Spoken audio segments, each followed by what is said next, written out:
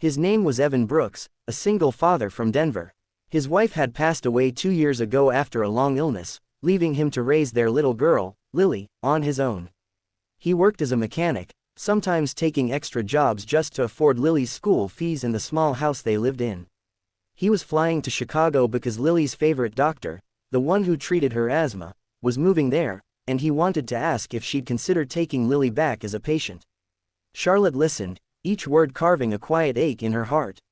She hadn't realized until that moment how distant she'd grown from real life.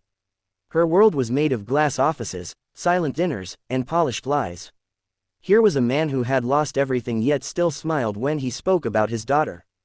They talked for hours, about dreams, about pain, about the way grief changes people. Charlotte shared how she had built her company after losing her mother, how she worked tirelessly to prove that she could stand alone, but somewhere along the way, she'd forgotten what love and laughter felt like. Evan didn't offer advice or pity. He just listened, the kind of listening that made her feel seen for the first time in years. When the flight finally landed, Charlotte almost didn't want to leave. The airport lights felt colder than before, and the silence between them heavier. She wished she could ask for more time, but all she managed was a soft, "Good luck with Lily." He smiled and nodded, "And good luck with whatever you're running from."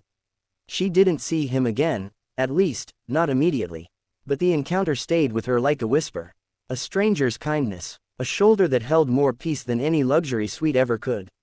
Weeks later, while reviewing charity proposals for her company's new community outreach initiative, Charlotte paused when she saw a small, handwritten letter attached to one application.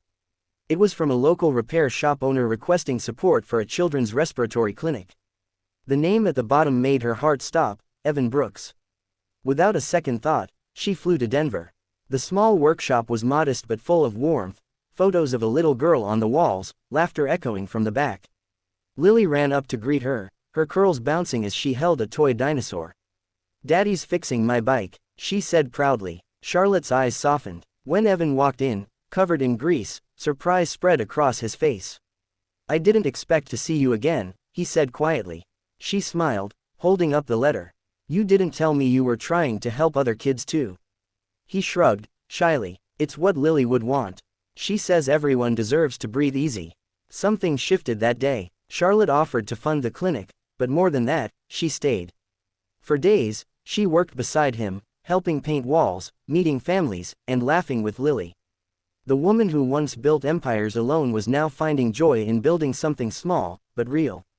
One evening, as the sun dipped low behind the mountains, Charlotte sat outside the shop, watching Lily chase fireflies. Evan joined her quietly, sitting close enough that their shoulders touched again, just like that day on the plane. "You look peaceful," he said. "For the first time," she whispered, "I think I am." He smiled. "Maybe it's because you stopped running." She looked at him, and for once, didn't hide her emotions. "Or maybe," she said softly, "it's because I found the shoulder I didn't know I needed." Tears glimmered in her eyes, but they weren't from sadness. They were from gratitude, for second chances, for unexpected meetings, for the quiet kindness of a man who taught her that healing doesn't always come from grand gestures. Sometimes, it begins with simply having someone to lean on. If this story touched your heart, please take a moment to like, share, and subscribe to Whispers of Kindness. Let's keep reminding the world that empathy, hope, and love still exist in the quiet corners of our lives. Speech balloon special request. Before you go, tell us in the comments, do you believe some strangers are sent by fate to change our lives forever?